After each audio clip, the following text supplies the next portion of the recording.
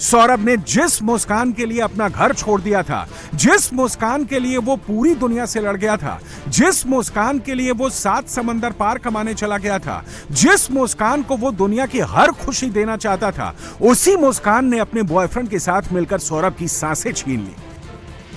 जैसे जैसे मेरठ पुलिस की जांच आगे बढ़ रही है, इस केस में एक के बाद एक चौंकाने वाले खुलासे हो रहे हैं। मेरठ मर्डर में जो सबसे चौंकाने वाला खुलासा हुआ है वो ये कि सौरभ मर्डर के पीछे मुस्कान के नशे की लत एक बड़ी वजह थी।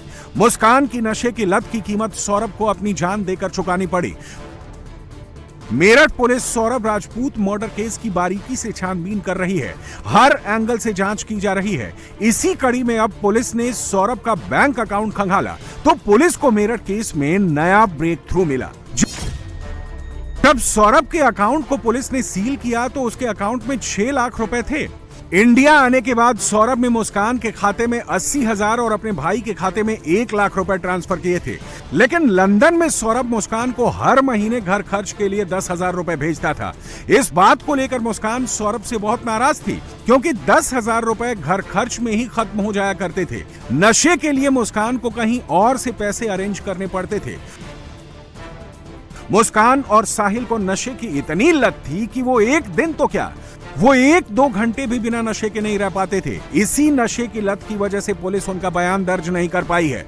उनकी काउंसलिंग की जा रही है और पुलिस की माने तो यही नशे की लत ही सौरभ से मुस्कान की नफरत की वजह बनी और मुस्कान ने सौरभ के मर्डर की खौफनाक साजिश रची। सौरभ 2 साल बाद लंदन से इंडिया आया था। 24 फरवरी को सौरभ लंदन से वापस आया। 25 फरवरी को मुस्कान और 28 फरवरी को बेटी का जन्मदिन था। सौरभ को साहिल और मुस्कान के रिश्ते के बारे में पता लग चुका था, इसीलिए वो अपनी छोटी बेटी को लंदन ले जाना चाहता था।